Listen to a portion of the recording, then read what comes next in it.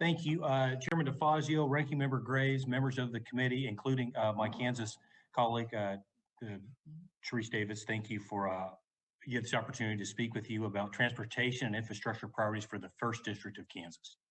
My district, aptly named the Big First, is the 11th largest congressional district in the country, spanning 63 counties in central and western Kansas.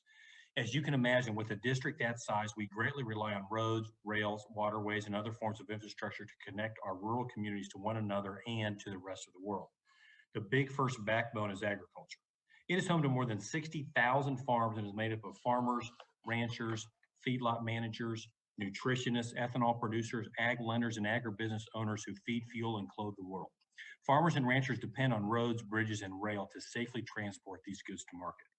So in the beginning of planting season to the end of harvest, and from the time a baby calf hits the ground to the time we take them to town, these forms of transport help to efficiently deliver our ag products around the globe. However, moving livestock and perishable ag commodities brings a separate set of issues for drivers that Kansans are well aware of as the leader in cattle production. For decades, farmers and ranchers and transporters of ag goods across our district and state have fallen victim to archaic trucking regulations, leaving little to no room for livestock hauling exemptions.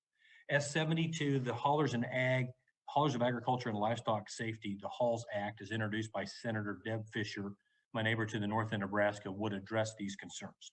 The Halls Act would update the hours of service exemption for ag products and livestock that have been regularly modified by Congress to provide flexibility to ag and livestock haulers. This bill would add 150 air miles on the back end of the trip, allowing drivers the extra time to safely navigate the rural roads where they haul. It would also allow the hours of service exemptions to continue nationwide all year round, removing the seasonal limits set by state designated planting and harvesting periods. I'm supportive of the work of a coalition of more than 100 ag organizations to modernize the ag exemptions to the hours of service rule and provide flexibility for haulers, and urge the committee to review legislation in full if similar legislation introduced in the House or if the Halls Act reaches the House floor for a vote. Another important issue for rural districts like mine is aviation, which is supported through essential air service and small community air service development programs.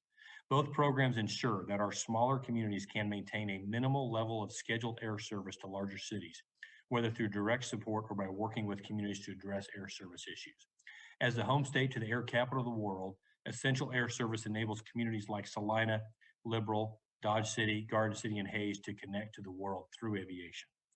As your committee continues work on transportation and infrastructure legislation, we must ensure that rural communities are part of the conversation and a priority for these discussions. Beyond transportation, the importance of broadband cannot be overstated in connecting rural communities to the rest of the country, whether for virtual school, telemedicine, or remote work.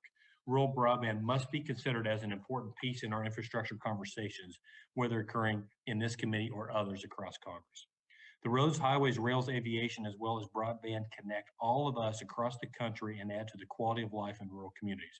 Our investments today will promote rural economies long into the future and make our communities a prosperous place to live for the next generations. Thank you, Congressman Davis, for the opportunity to speak on the issue impacting the 1st District of Kansas, and I yield back the remainder of my time.